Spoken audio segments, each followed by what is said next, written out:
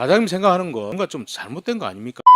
친환경 농산물 꾸러미 지원 사업 있죠. 임산부한테 농수산물을 지원하는 건데 농산물 소비 촉진하고 출산 정책하고 연계를 해가지고 굉장히 좋은 사업처럼 느껴집니다. 이 집행률을 보니까 집행률이 현격히 떨어지는데 이건 왜 그렇습니까? 그 집행률이 홍보도 첫째로 저희들이 약간 부족한 부분도 많았습니다. 지금 이게 신청주의죠. 본인이 신청하지 않으면 지원이 안 되는 거죠. 맞습니다. 그러면은 임신 사실을 알 수 있는 곳이 있지 않습니까? 그 보건 쪽에서나 이렇게 연계하면 우리 경남의 18개 시군에 합천군하고 산천군이 포함이 안 돼 있습니다. 그죠? 여기는 왜 그렇습니까? 합천군 같은 경우는 합천군 자체 사업으로 저희들이 이 지원해주는 사업보다 더 많이 지원을 해주고 있습니다. 그렇다고 안 해줍니까? 합천군은 우리 군 자체적으로 산모들한테 지원하는 것보다 더 많이 100% 합천 군비로 지원을 해주고 있으니까 그 정책 사업에 별도로 할 필요 없다. 산천군도 똑같습니까? 산청은 별도로 이 사업은 없는데 영양 플러스 사업이라고 있습니다. 산청군은 올 하반기 정도 되면 자기들도 이 사업으로 들어온다고. 1년에 출생자 수가 얼마나 됩니까? 1년에 13,000명 정도 그 정도는 되는 걸로 알고 있습니다. 그러면 13,000명 정도인데 그중에서 4,500명만 예산을 잡았는데 거기에서도 또 집행률이 20%밖에 안 된다. 과장님 생각하는 거 뭔가 좀 잘못된 거 아닙니까? 예를 들어서 국비 없이 도비 지원 사업인데 기초지자체에서 우리는 도비 안 받겠다, 찔끔 예산 안 받겠다 이런 거 아니겠습니까? 그것보다도 뭐 집행률이 낮은 부분이 1년에 총 사업비 안에서 한 번 꾸러미 사업을 이렇게 해버리면 두 분의 소진이 다 가능하고 산모들이 그런 구조거든요. 꾸러미 이 자체가.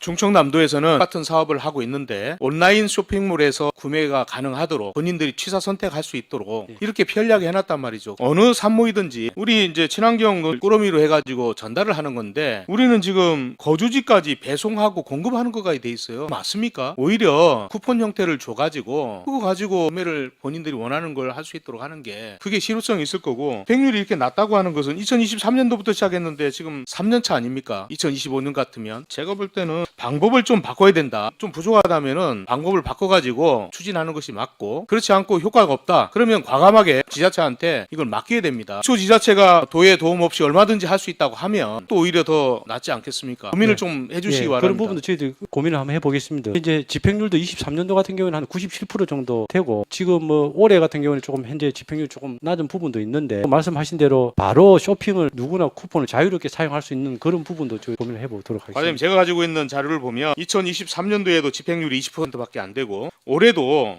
10월 말 기준에 20%도 채 되지 않습니다. 뭐가 90%입니까? 저희들이 갖고 있는 거는 23년 한 93% 정도 되고 있긴 하거든요. 그 집행률이 얼마나 됐는지 자료를 좀 제출해 주십시오. 그리고 방법을 좀 바꿔보시기 바랍니다. 손쉽게 이용할 수 있도록 하는 것이 집행률을 높이는 것이고 개인들한테 권한을 주는 겁니다. 우리가 만들어서 우리 걸 전달하는 것이 아니라 충청남도는 여러 품목들 중에서 물론 제한 품목은 있겠죠. 쇼핑몰에서 구매할 수 있도록 우리 농산물 쇼핑몰이 있지 않습니까? 그런 방식으로 효과성을 좀 높일 수 있도록 해주시기 바랍니다.